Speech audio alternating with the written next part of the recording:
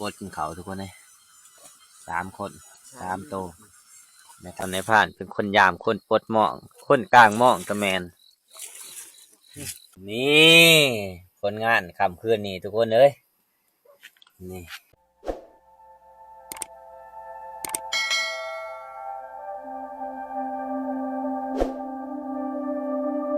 สบายดีทุกคนสบายดีตอนแรกนะ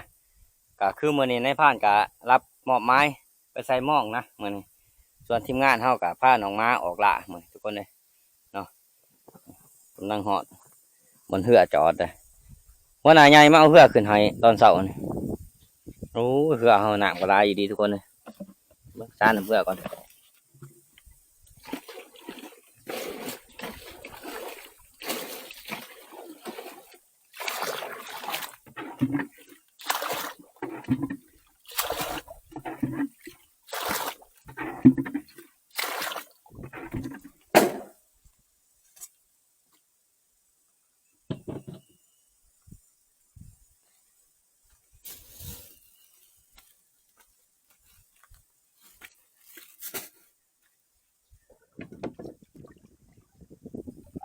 บ้านนี้โอ้เปื่อยใส่แล้วมองผู้ที่2 สอบเลยทุกคนเลย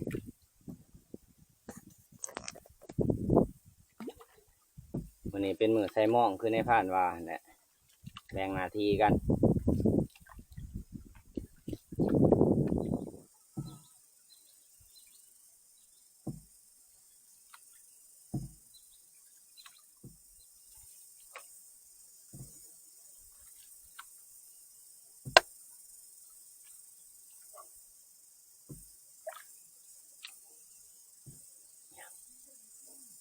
ยัง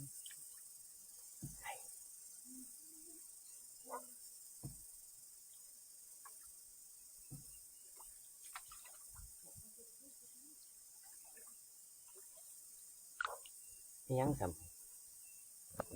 ใช่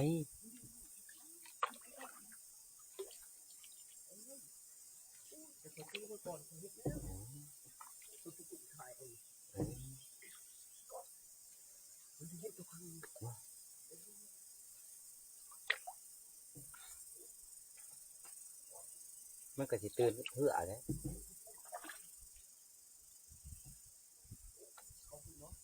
นี่แหละแกเหือไปยิงปลาก้อนมันเนี่ย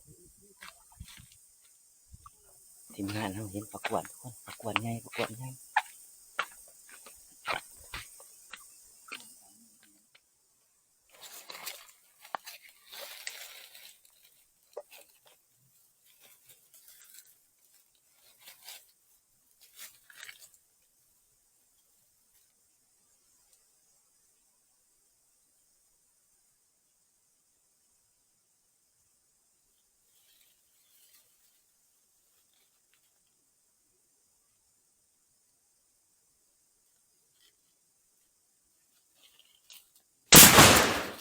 เป็นอย่างไรล่ะ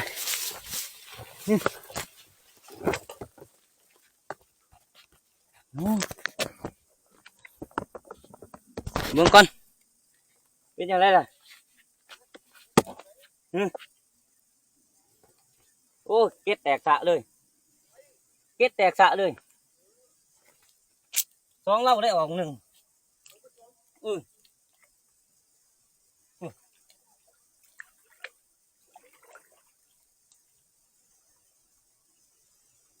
โอ้คือสิบ่ตายเก็ดแตกสะเลยนี่เห็นหอดเก็ด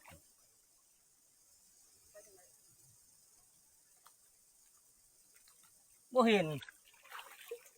โอ้บ่ตายบ่อยู่ทุกคนเลยโอ้ยประกวดไงประกวดไงโอ้ออก2 เราเลยเก็ดแตกสะเลยวะแน่กลางเลยเบิ่งลูกปืนมันถือว่ามันอยู่หันเป็นปุ๊บใช่ปืน6 ดุ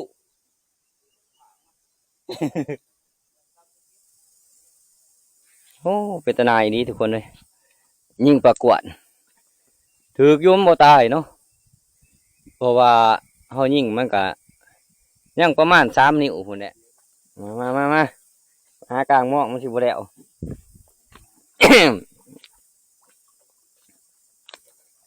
มือมาพกมันใหม่อีก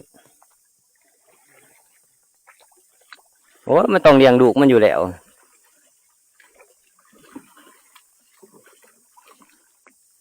แม่ทับกุ้งพายเพื่อเป็นเด้อเอาพ่อไปยับไปพุ่นทำไปน้ำไม่พายไปมานี่เขาสู้ใส่หม้องเขาไล่บาทนี่ทุกคนเลยพุ่นก่อนขี่ฟ้าขี่ฝนก็ไล่มาเลยเป็นก่อนเป็นงูน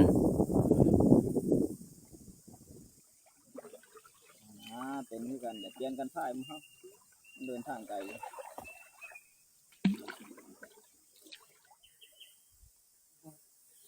ฝนบ่นี่ฝนหน่อยบ่บนเนื้อลุงคานบนค้อนดกบนเนื้อ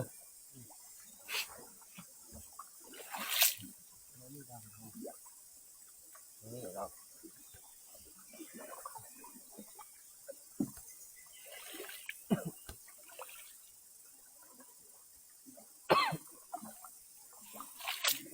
ปอมด้วย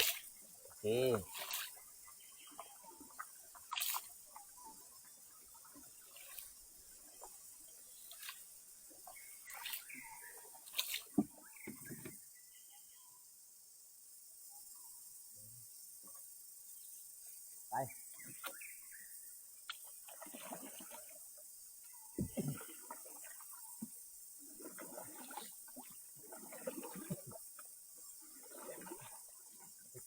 2 คนโดดพายต่อให้2 คนโดด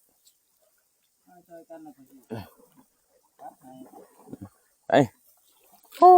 ทีมงานเขาเอา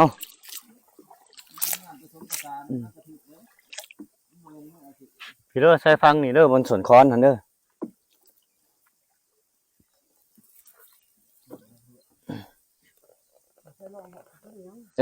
มาไปสร้างสวนค้อนนั่นแหละ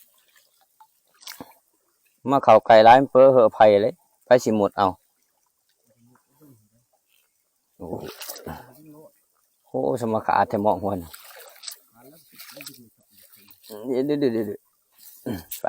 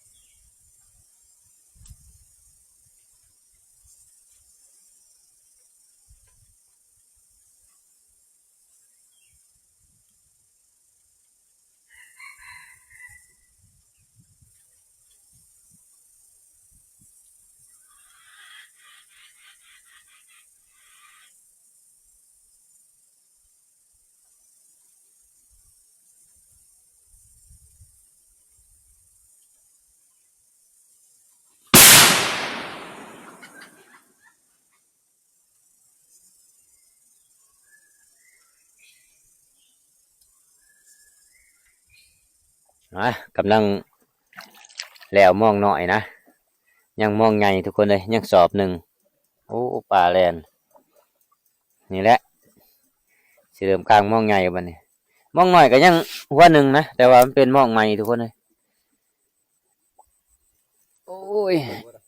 อยู่หรอกขวายบุลกบ่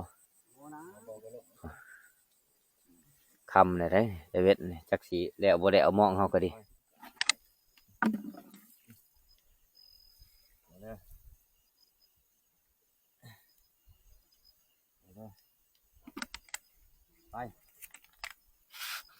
ไปเลย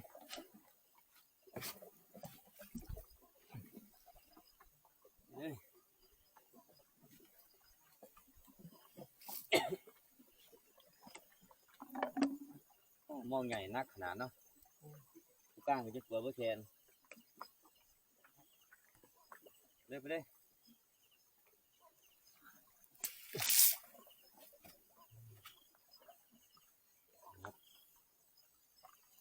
เลย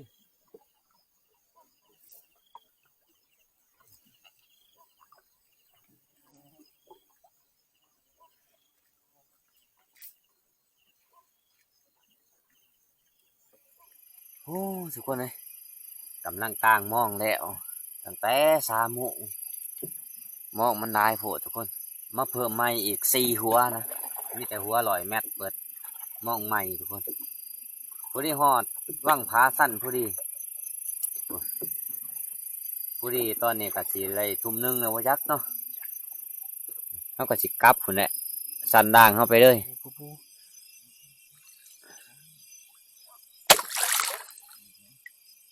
อย่างว่าเด้อโอ้ถืออยู่อ่ะพอได้ปิ่งกินแน่เลย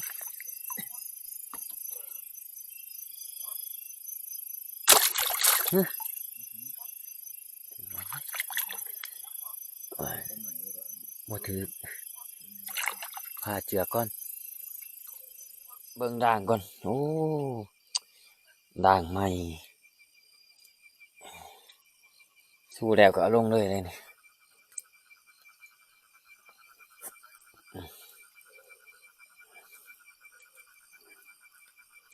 คือว่าเขากินข้าวกินน้ำแล้วเขาก็สิ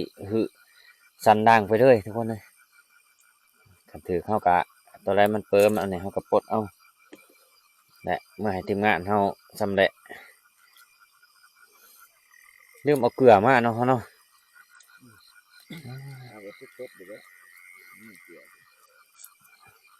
ถ้าแจ่วโอ้ยนี่ประจาดใหญ่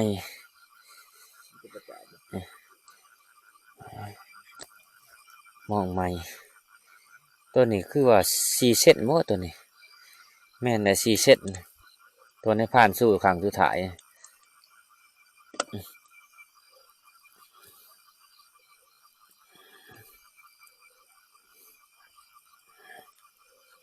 นี่ประจาดทุกคนเลย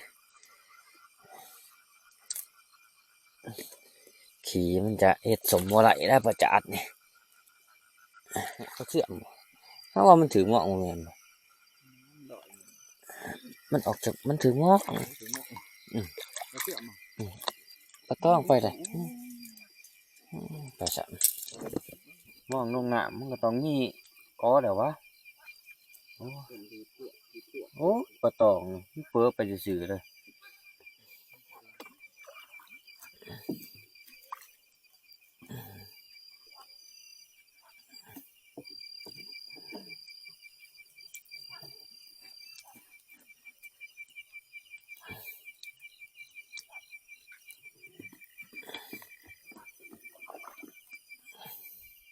ปลาอย่าง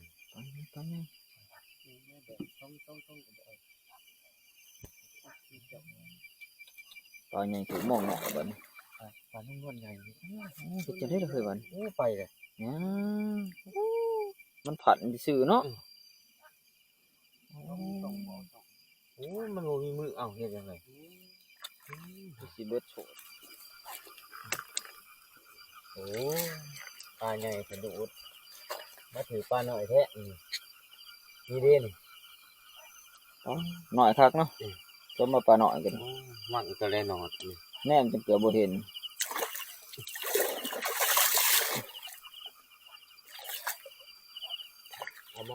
ถือหลายเติบเนาะแล้วกับปลานวลจันทร์ก็ถือตัวหนึ่งมันรุดไปซ้ำทุกคนเลยประมาณ4-5 โลคนเนี่ยในผ่านคิดว่า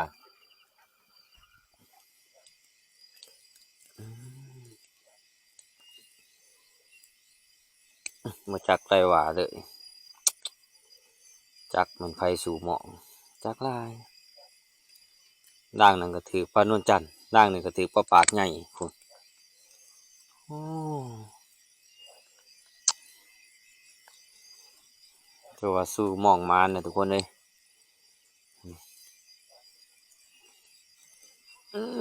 จักสิมานบ่มานต้นนั้นเขายังป้าใหญ่เห็ดเนาะมันปีนเนาะคิดว่าเพราะจะได้คือหยุ่งคักแท้มันฮะโอ้สีมันออกหัวออกตั้งหัวขนาดมันจะง่ายหัวจะได้อ๋อ อยากกินข้าวแล้วบ่โอ้ยมองหาเส้นมันก็เป็นมอง10 เส้นนะเนี่ยเอ้าใส่ข้อสอบแล้วมันสิเต็ดนะ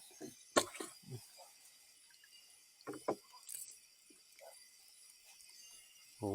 มันเห็ดบานเดียวขาดมุนเบิดว่าก็ดิ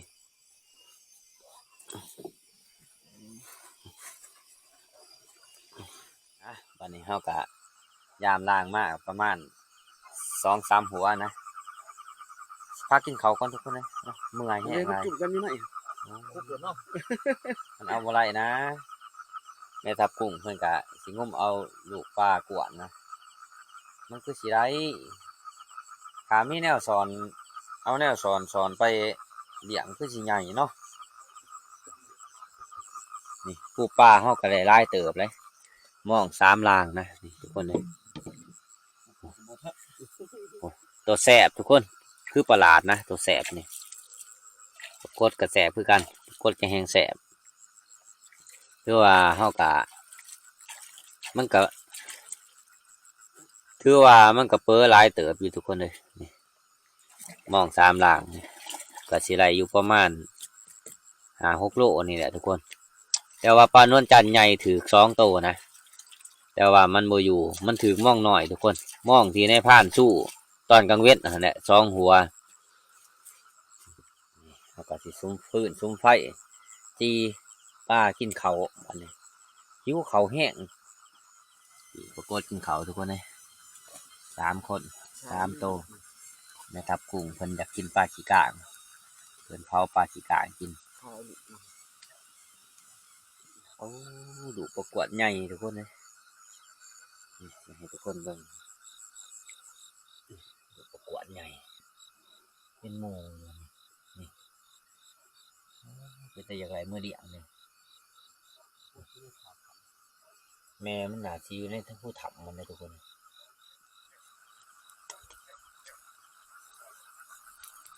สำได้สำหนึ่งพ่อเนาะสุกหรอกจังไหนเดี๋ยวทีเดี๋ยวบ่รู้สิได้บาทนี่เอากินข้าวเลยข้าวไปข้าวมื้อนอนเลยจะออกหลายปานนั้นมันบีบออกซะนึง บวงมีอะไร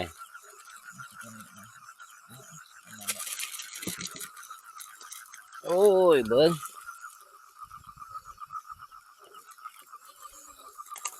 แจ้งยังวะนี่จังบ่ว่าลุงพานแจ้งยังเลยนี่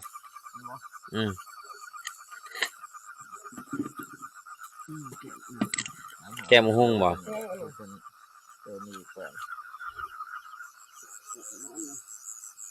เอาเบิ้งอะไรอายุไอ้แกงหมูหุ่งเลยมากินเขาน้ำกันได้กินเขาแรกนี่นี่แหละปิ้งป้านี่ขอโศกขอม้าเนี่ยไรมาหากินหาอยากเห็นรักส้มรักษามาทุกคนกินเขาแรกน้ำกันและกับเขาห่อกับปิ้งป้าเนาะก็คือเห็นเนี่ยทุกคนเลยมาลงน้ำแล้วก็มีแต่ป้าเนี่ยทุกคนใครก็ขึ้นโคกจังน้อยขึ้นโคกนี่สิได้กินแต่แจวจีบปรากฏก่อน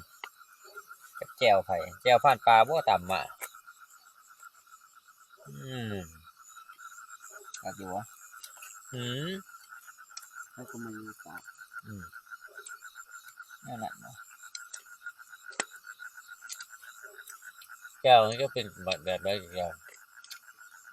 สิเบิ่งเป็นไงล่ะเป็นไงเนาะเนาะเป็นก็ตำใส่เขียดใส่ยังเนาะกินมันลักษณะมันแน่นี่เองจริงๆมันบริบูรณ์แบบเป็นว่าห้องสิบห่อเขามาบายบันนี้กินข้าวกินน้ำแล้วกะยามล้างเขาต่อบันทุกคนเลยคุณเนี่ยยามเมื่อทับเลยโอ้ตอนนี้ก็เวลา8 โมง4 9 โมงแล้วแหละ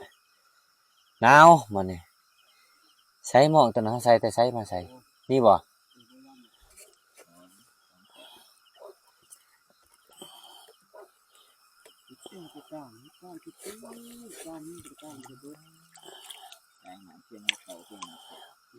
โอ้กำลังเห็นปลาปกกระโปงว่า อืม บ่ค่อยเพาะนะป่านนี่หวยก็หนังมันได้อยู่แหละมันก็ปาน เอาตัวใหญ่ก่อน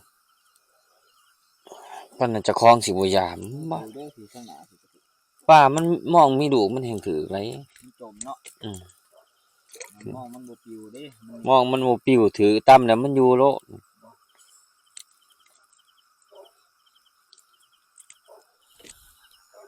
อ๋อขอยบ่ได้นุ่งเสื้อแขนยาวมา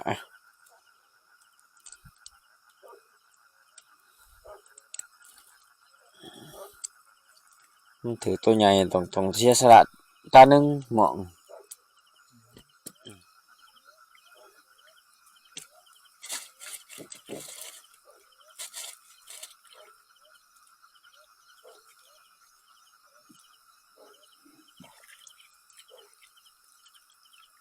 ปรากฏเอาไปก่อนอัน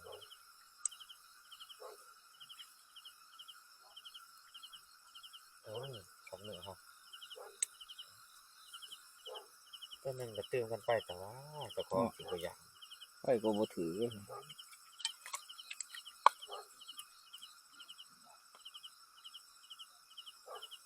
ว่าแต่นะ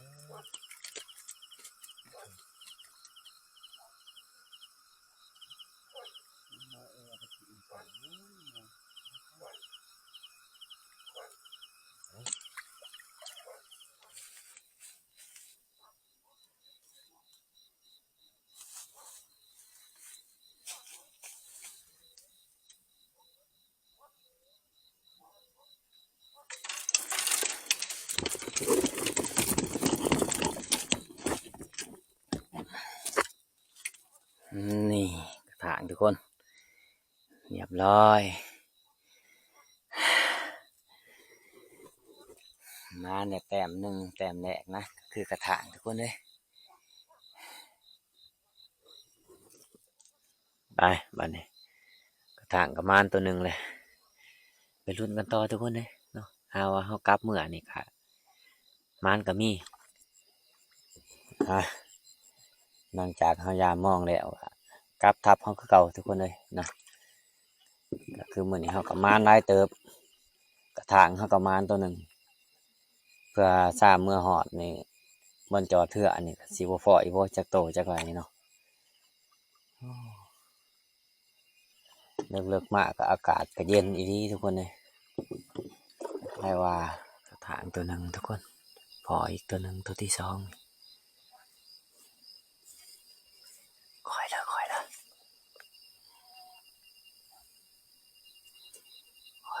คอย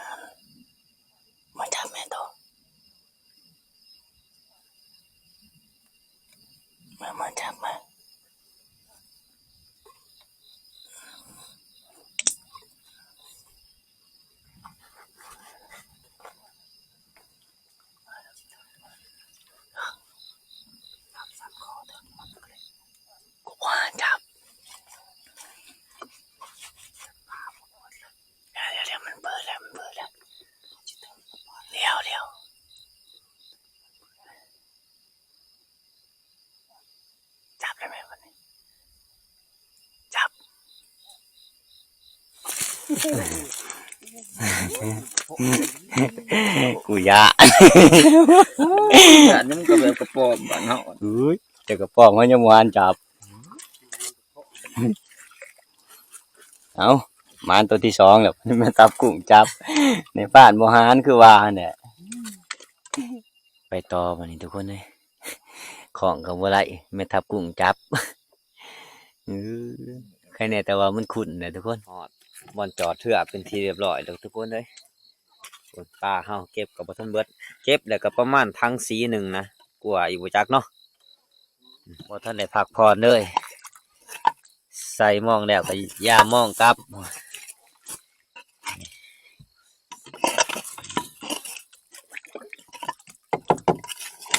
ใช่เอาเมียดออกก่อนนี่สอบนะโอ้หนักเติบเลยนี่มีกระถางมันเลยนี่โอ้ถาง2ตัวเลยนี่สมควรได้ทุกคนเลยเปิดเป็นคนเก็บคนนั่งส่วนในผ่านเป็นคนยามคนปลดหมองคนกลางหมองกระแมนครับเก็บเด้อหมดนะครับพามหน่วยครับพามหมอบนาทีให้มุเจ้านะครับเก็บหายอย่างเดียวแล้วมาบอกงามแท้ เอาฮบใส่แล้วนะถวยตากเขาโหลใช้ได้ถวยช้าน่ะ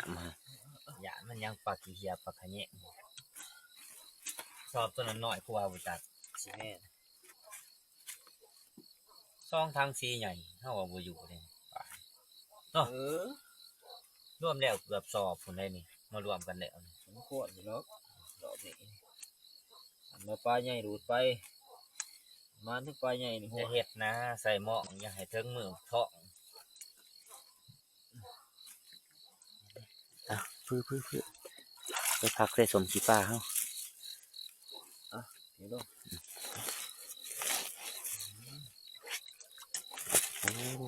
เขื่อนสอบทุกคนนะ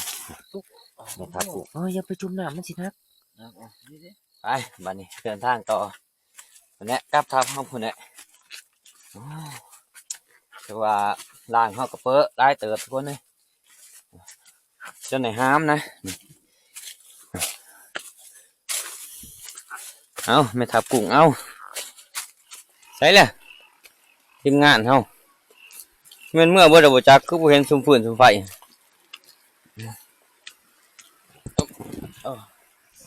ขาดอยู่ดีโอ้กับปวดผู้เดียวปวดต้องคนใครได้ถางว่าเนี่ยที่เลยเจ้าอ่ะใส่ชั่วโมงที่ก็ได้ที่เลยนะเอา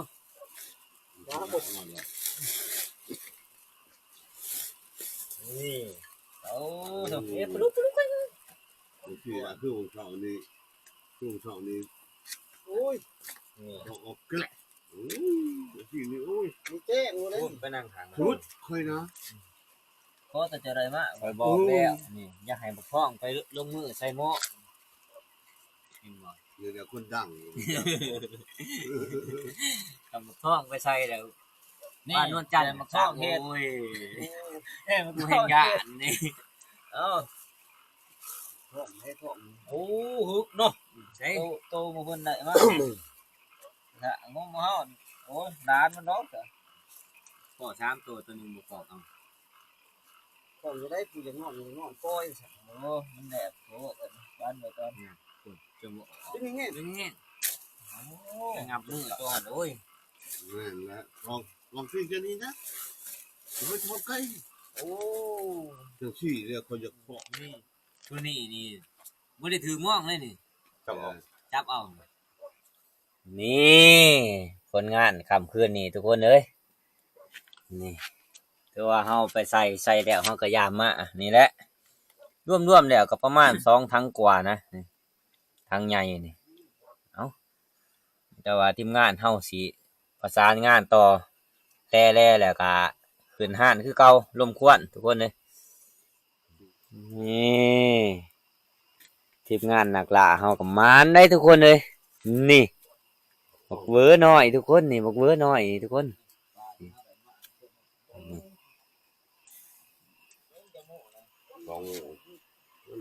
เราไม่กลัวเราวัน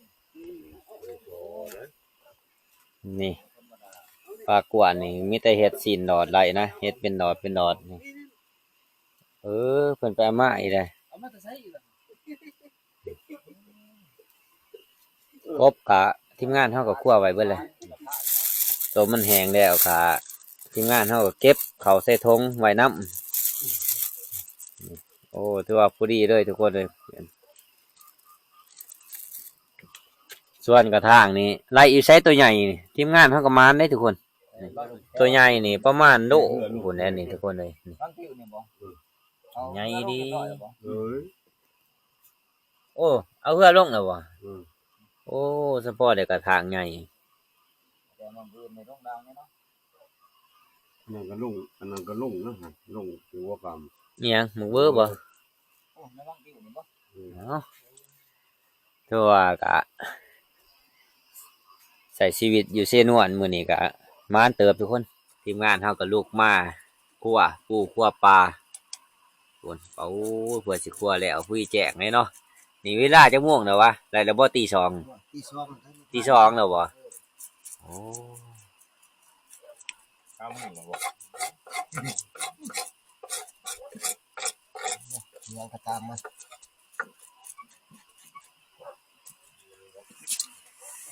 ฮะบัดนี้เฮามาฮอดแล้วก็ทีมงานเฮาดำเนินต่อนะส่วนนายพรานเองก็สิพักผ่อนก่อนทุกคนเนาะคลิปวิดีโอนี่ก็บ่มีหยังหลายทุกคนนายพรานก็สิปิดไว้เพียงเท่านี้เนาะรอติดตามคลิปวิดีโอหน้านะก่อนอื่นก็ขอบใจทุกคนที่เข้ามารับมาชมนายพรานตั้งแต่ต้นจนจบเนาะเอาขอบใจหลายๆทุกคน